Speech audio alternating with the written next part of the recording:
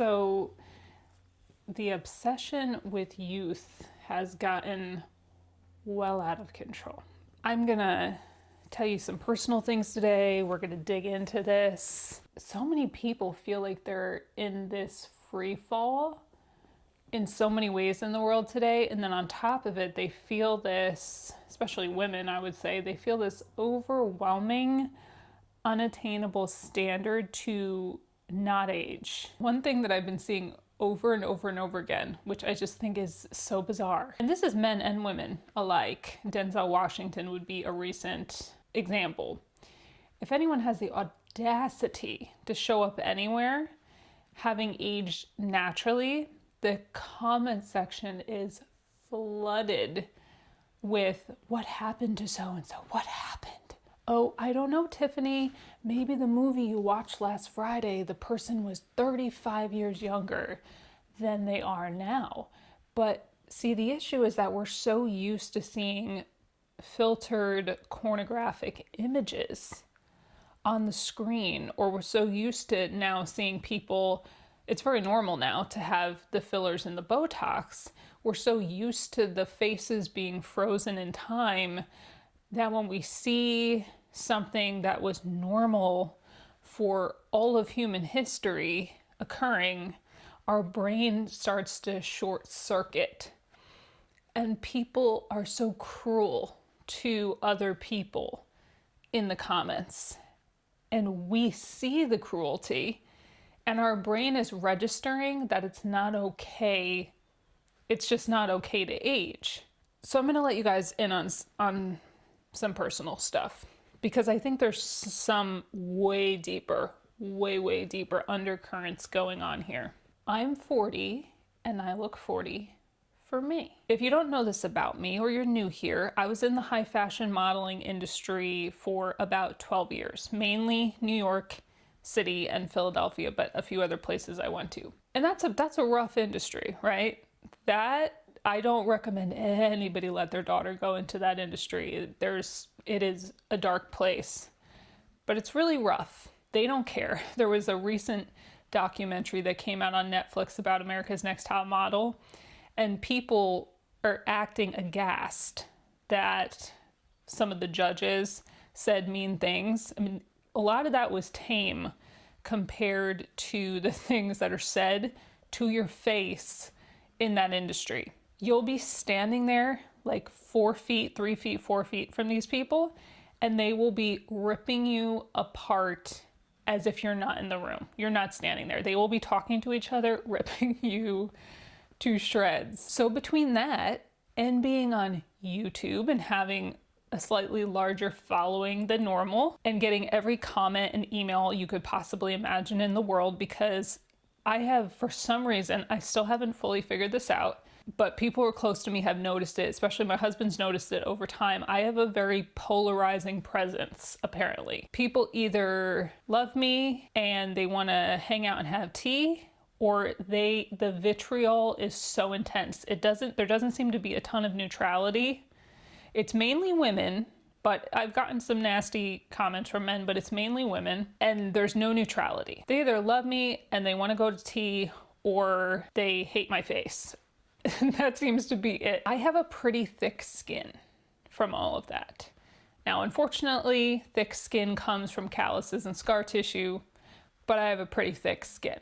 I've heard almost everything. I have very certain specific sensitivities still, right? We all have like those specific triggers. I keep that pretty close to my chest because I don't want to give the enemy any ideas, but I have those things that I'm sensitive about. All that to be said, because I was in that industry for so long, and that entire thing is wrapped up in whether or not your look is good enough to book a job, or it fits that company, how you look, how you present yourself. And then YouTube, where I'm watching myself back on video, and all these people from all over the place are watching me, free to comment whatever they want. I have watched myself age on camera since basically on video and camera since I was basically 18 years old. I turned 40 last year. I'm 40. And I look 40. I look 40 for me. But after I turned 40 And I started seeing things. It's like it just happens, right? And the Lord started really dealing with me deeper, because he dealt with me with identity years ago, set me free from a whole lot of things. He had me not wear a shred of makeup on camera, anywhere I went, cover my hair for a couple years until he drove that thing out of me. And I'm so, so grateful for that. And that's why I always say, don't interfere with other people's convictions. Don't try to put your convictions on them, and don't try to talk them out of their convictions, because they could be in a permanent season of conviction. They might be in a temporary season of conviction. You need to have your own relationship with the Lord, and you need to respect their relationship with the Lord, because God might be doing something in their life really powerful, and you don't want to interrupt what God is doing in someone's life.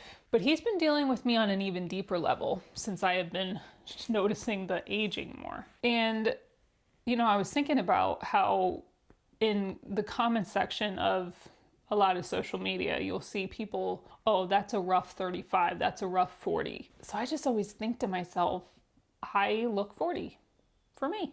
I'm 40 and I look 40 for me.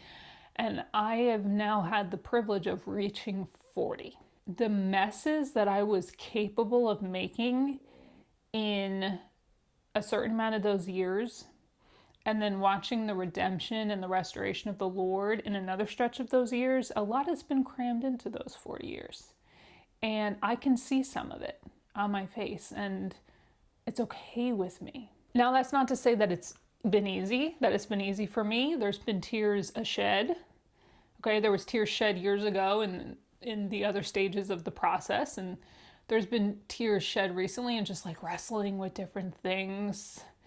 And you know, I try to come on here. I stopped wearing foundation years ago. I have not dyed my hair in about 9 years. I have a bunch of the whites and grays coming in under here, and as you see these things happening, you just wrestle.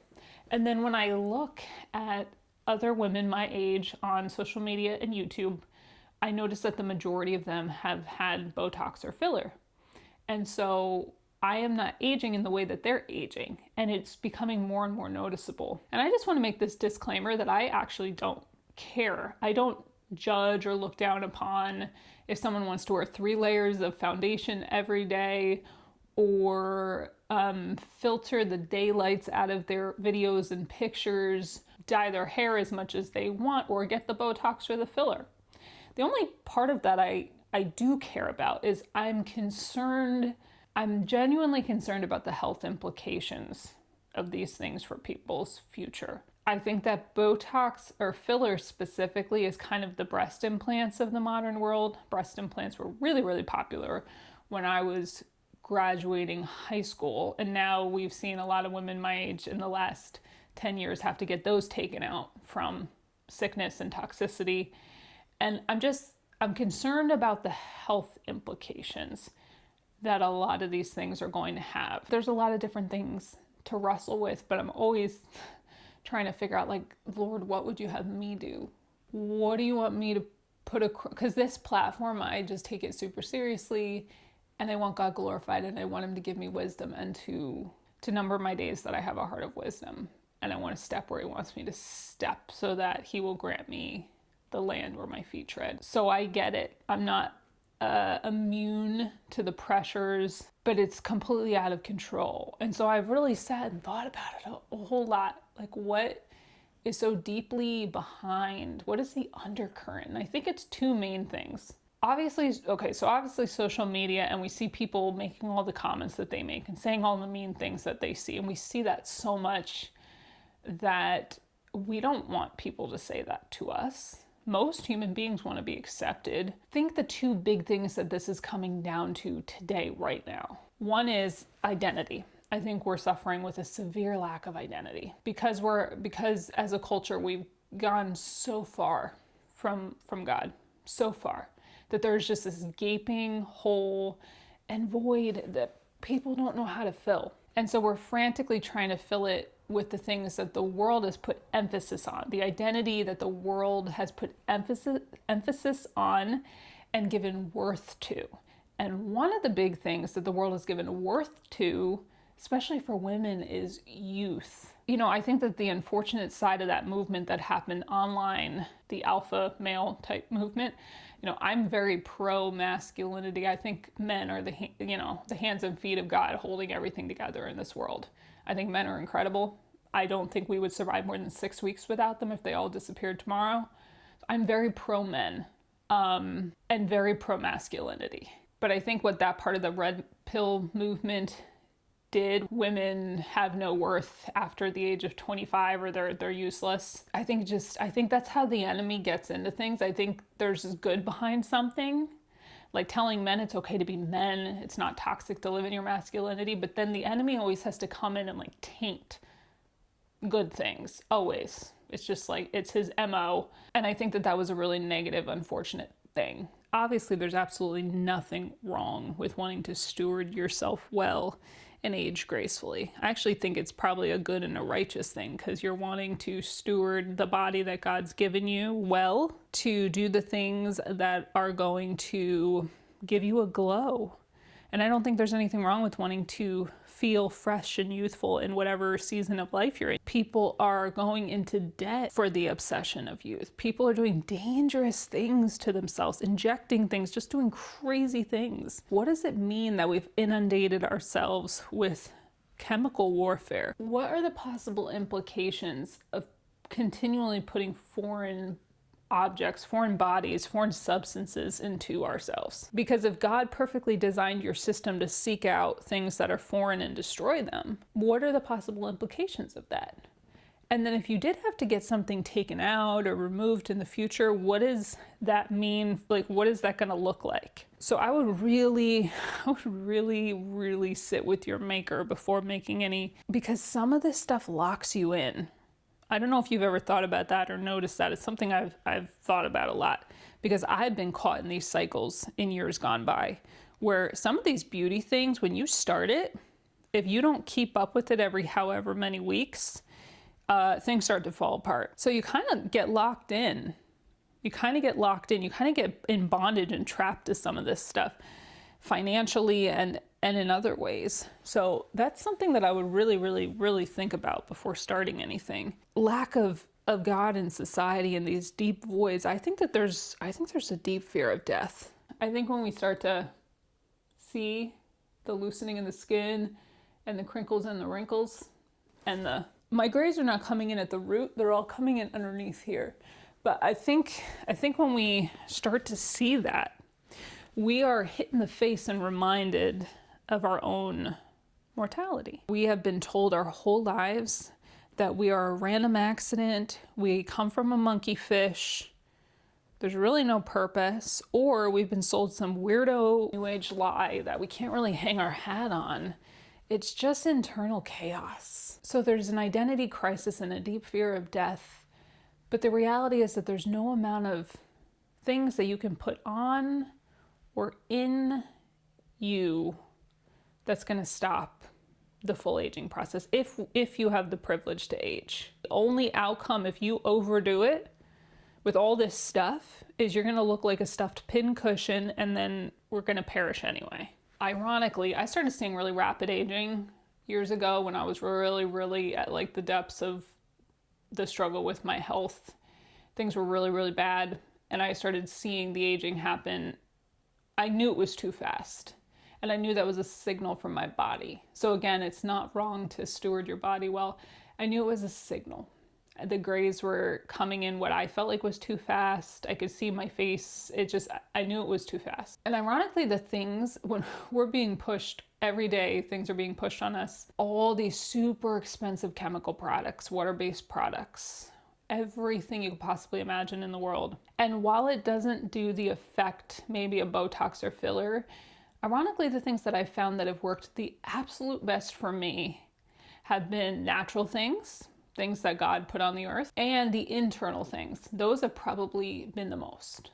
The diet, working on counting nutrients instead of calories, the idea of being fully nourished, I switched from the vegetarian to the animal-based diet, cutting out processed foods, cutting out industrial seed oils, moving to sugars that are based in things like raw honey and maple syrup and dates, consuming a lot of healthy fats like olive oil and grass-fed butter, coconut tallow, doing things like beef organs and beef gelatin and stuff like that, colostrum. That stuff has 100% helped the most. Replenishing my mineral stores in the morning, that has helped a lot. I had access to the most expensive face products being put on me in the world during the modeling days, and nothing has worked as good as the internal stuff that I discovered in my 30s.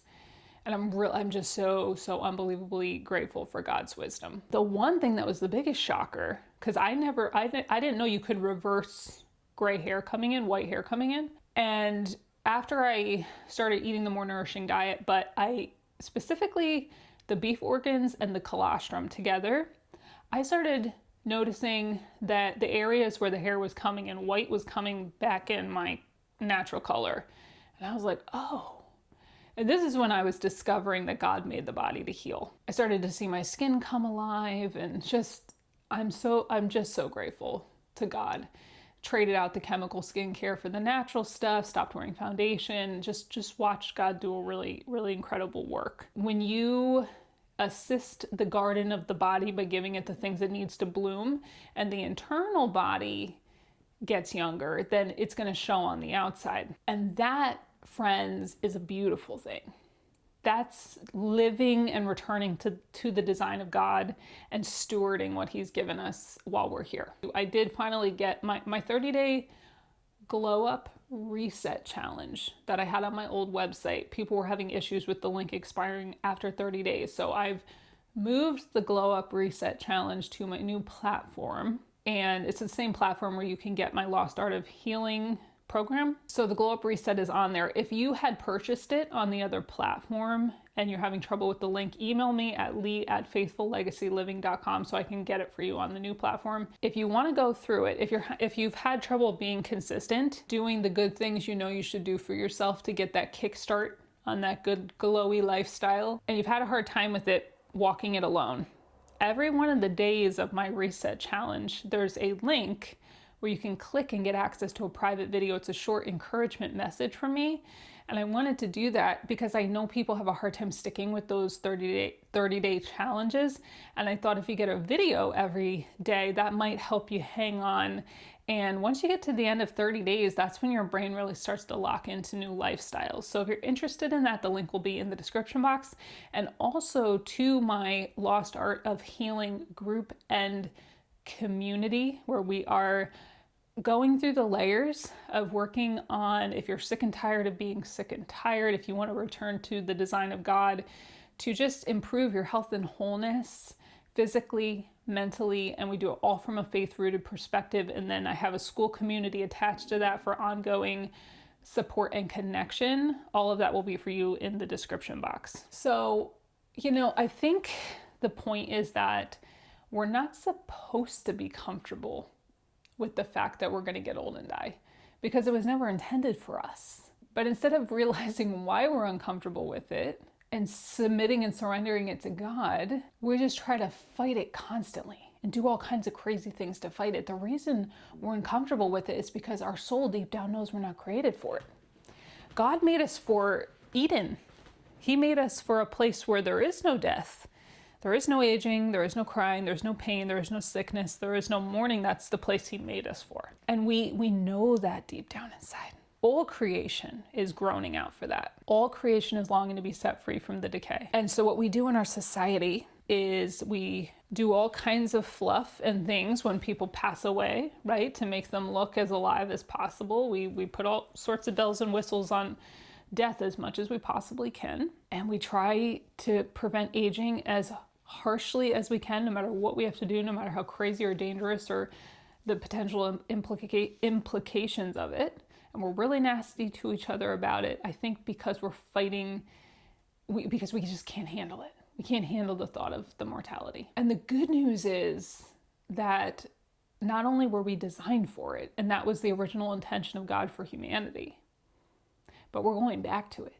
If you are in the Lord Jesus Christ, by surrendering to his lordship, confessing him as the Savior, believing in your heart that he died for your sin to take your place, and he rose again, thus defeating death and the power of sin, and you are filled with his Spirit and marked by his Spirit, there is a Eden beyond comprehension awaiting us, where his intention for us will be fully made manifest. And we won't need illuminating concealer.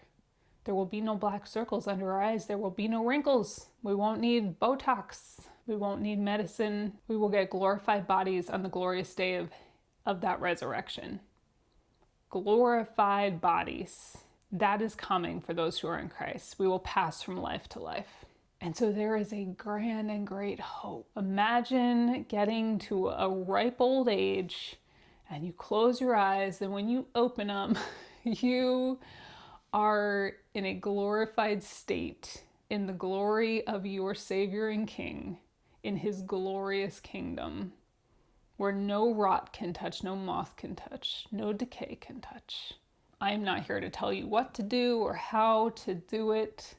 But I am here to tell you this. I'm going to get up close here. Okay? I'm going to get up close here because it's a rainy day, so the lighting's not fabulous. There is texture. This is getting loose. See that? That's from smiling and laughing. See those?